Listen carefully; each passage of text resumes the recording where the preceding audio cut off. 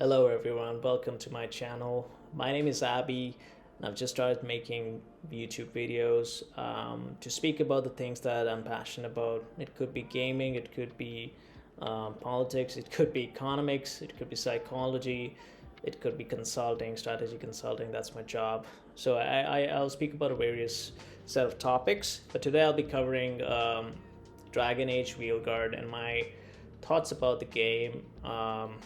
It's and I'll cover my I want to share my quick thoughts about the outburst. I want to cover that. What's my thought on the game, and really I want to provide a real review from a casual gamer, let's say, right? So let's begin, right? So Dragon Age Veilguard has just come out a week back, and I think there's the problem statement that we're dealing with here is I think a lot of people are unhappy with the game and the way it's I think there are a few problems, right? One, that the Dragon Age, this game does not seem to be similar to the Dragon Age games of the past.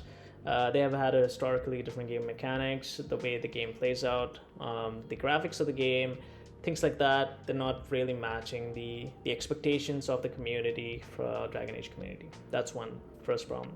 Second problem is that there's been an entire outburst about it being inclusive and having non-binary options, as well as it forcing you its biases towards gender, which people are not liking. That's the second problem statement, and I'll tell you why that problem statement is not probably 100% accurate. The third thing is, I think it being not a good game, is people talking about the story being bad, the graphics being poor, etc., etc. So these are the three problems that folks have mostly spoken about. I want to speak about my thoughts on this. So we'll begin with the first thing. I don't want to speak about the first point at all because I want a quick disclaimer about me. I'm just a casual gamer.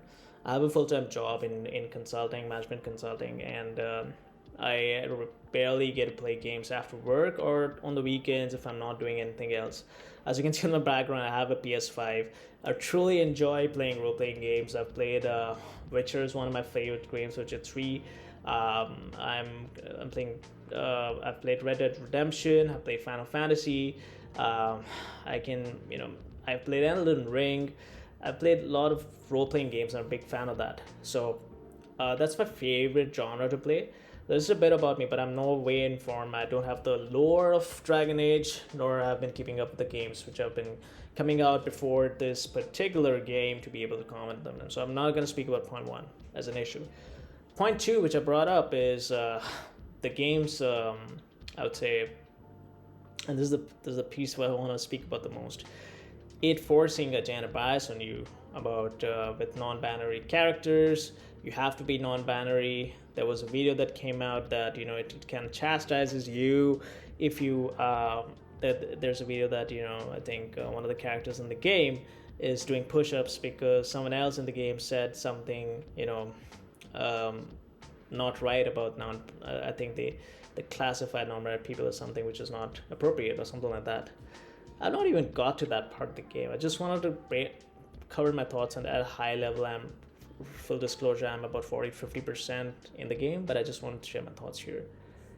I think it's a really important and it's almost a groundbreaking thing to have such openness in a game, to have options to create a non-binary character. I know this is not the first game that did it, but I think it has non-binary characters very openly as options, which was probably not seen in Dragon Age games prior to that. Correct me if I'm wrong in the comments, but I think it's a good thing to be inclusive.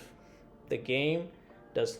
That's the first thing I want to say. It's a good thing to have an option to create a non-binary character. It's a good thing to have characters which are non-binary and inclusive as well. All right. The second thing is I want to correct that notion that the game forces you a gender bias on you. It does not. You get to choose your own path in the game.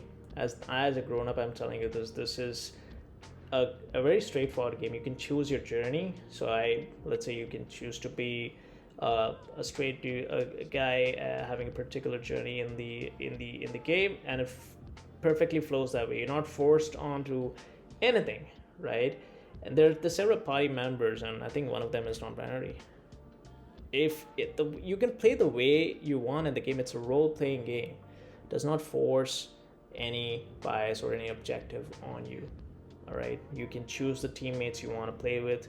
You can choose to whose story you want to explore more, which team members or party members story you want to explore further. It's completely upon you.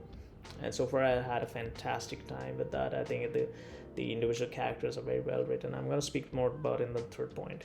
But I think at this day and age where there's so much hate around, it's good to be inclusive. It does not force anything on you.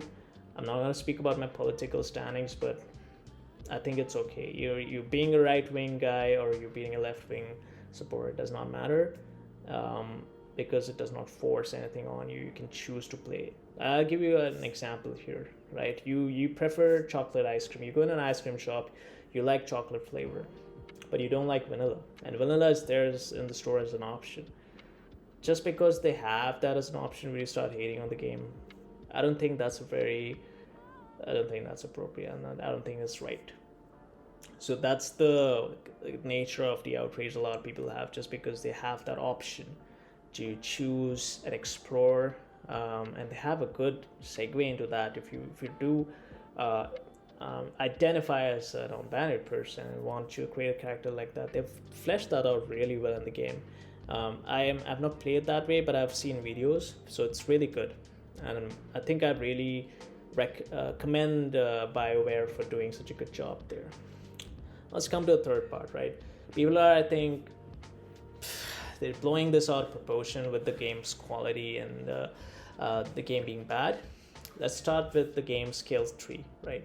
I really I really like the skill tree that the game has. It has an option for you to become a mage, an archer, a warrior, but also let's say you select a warrior, and I think there's so many options that you can become a champion, you can become a reaper. There's so many different skills and combinations that you can do. So I really enjoyed the expansiveness of the skill tree. Now, speaking about the weapons in the game, I'm not a big fan of the weapons, and I think this has been a common sentiment. Like in Elden Ring, you really, after defeating a boss, you really feel good because you have a really strong weapon. It's a very fancy weapon that you want to get to play with. It's not the same in this game. You won't feel that energy or incentive to chase your weapons in the game. I think that's an area that they could do better. Third is the story of the game. The story of the game is fantastic. So far, I've been, I think, close to halfway through, and I'll do a full review later, but the story is fantastic. The main arc is very well fleshed out, but as well as the side quests and the individual character arcs that you have, like similar to a Baldur's Gate situation, are very well done. They have a very strong lore to them. They contribute to the storyline very well. It feels very cohesive, very deep, very exciting. It feels like you're watching a movie or playing in a movie, right? Nowhere close to, let's say, Red Dead Redemption or Baldur's Gate 3 levels, but it's still very well done. Let's talk about the graphics. A lot of people are complaining about the graphics being cartoony. Fuck that. Like, I think the graphics are very good. I think you'll see whenever you go to these cities in the games, right, you'll feel like you're in a fantasy world. It really makes you feel like that. It has fantastic graphics. Again, it's not 10 by 10, but it's really good. Like, you really enjoy being in the different cities, and I learned that it comes from the lore of the game. In the past games, they have those books and stuff which mention these places, which you have in this particular game this time.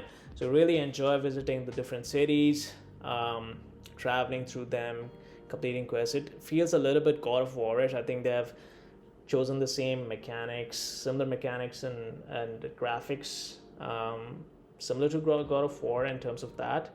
It was the landscape and the way the game feels while you're playing. But I feel it's good, right? It's not ultra realistic. There is a bit of cartoony features, but it's not Baldur's Gate realistic, but it's still good graphics. It's a different style of graphics, so it's good. Let's come to the last one about the game's quality. It's about No, I think I covered everything, right? So overall, the game feels good to play. Now, out of 10 so far, having played 40 to 50%, I rated about 8.5.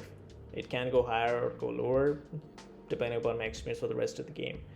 But just want to share my quick thoughts that the game is good, in my opinion. It's the inclusivity that it offers is a good thing. It does not force any gender bias upon you.